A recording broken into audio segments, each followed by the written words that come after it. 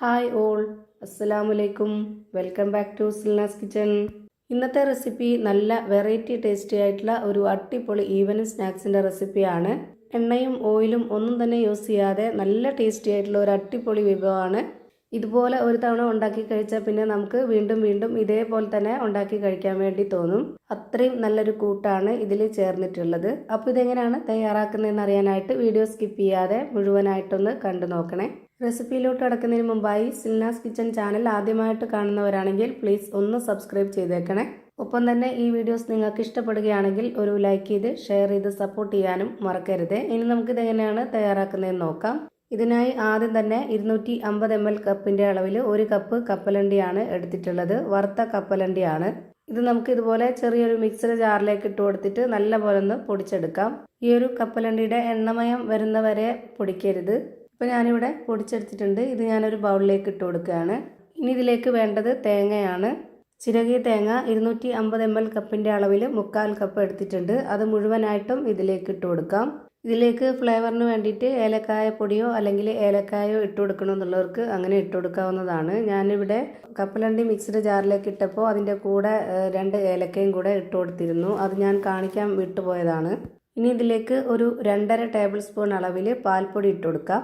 ഇനി ഓരോരുത്തർക്കും മധുരത്തിന് ആവശ്യമായിട്ടുള്ള പഞ്ചസാര ഇട്ട് കൊടുക്കാവുന്നതാണ്. ഞാനിവിടെ 4 ടേബിൾ സ്പൂൺ അളവിലാണ് പഞ്ചസാര ഇട്ട് കൊടുത്തിട്ടുള്ളത്. അത്യാവശ്യം നല്ലൊരു മധുരമുള്ള പലഹാരമാണ്.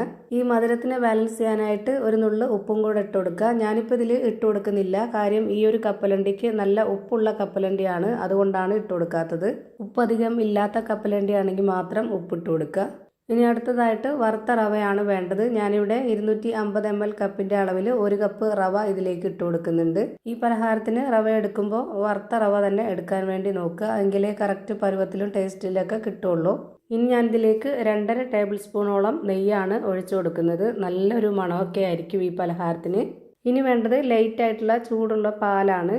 250 ml കപ്പിൻ്റെ അളവിൽ 1/4 കപ്പോളം പാലൊഴിച്ച് കൊടുക്കുന്നുണ്ട്. വെള്ളം ചേർക്കാത്ത നല്ല കട്ടിയായിട്ടുള്ള പാലൊഴിച്ച് കൊടുക്കുക. ഇനി ഇതെല്ലാം കൂടെ കൈവച്ച് നന്നായിട്ടൊന്ന് മിക്സ് ചെയ്തിട്ടെടുക്കാം.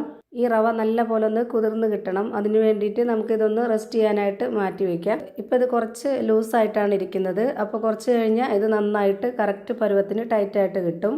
അങ്ങനെ ഞാനിവിടെ 30 മിനിറ്റ് റെസ്റ്റ് ചെയ്യാനായിട്ട് മാറ്റി വെച്ചിട്ടുണ്ട്.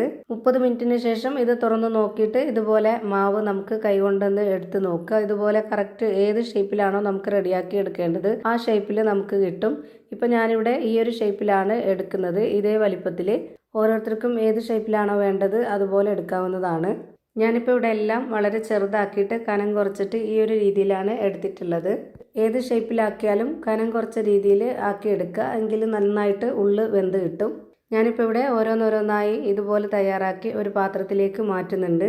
ഇനി ഇതെല്ലാം ആവിയിലാണ് വേവിച്ചെടുക്കുന്നത്. ഞാനിവിടെ ഇതുപോലൊരു കടായി എടുത്തിട്ട് അതിൽ കുറച്ച് വെള്ളം ഒഴിച്ചതിന് ശേഷം അതിലൊരു റിങ് ഇറക്കി വെച്ച് കൊടുത്തിട്ടുണ്ട്. എന്നിട്ട് ഒരു പ്ലേറ്റിലാണ് ഇതെല്ലാം അടുക്കി വെച്ച് കൊടുത്തിട്ട് അതുകൂടി ഇതിൻ്റെ ഉള്ളിലേക്ക് വെച്ച് കൊടുക്കുന്നുണ്ട്.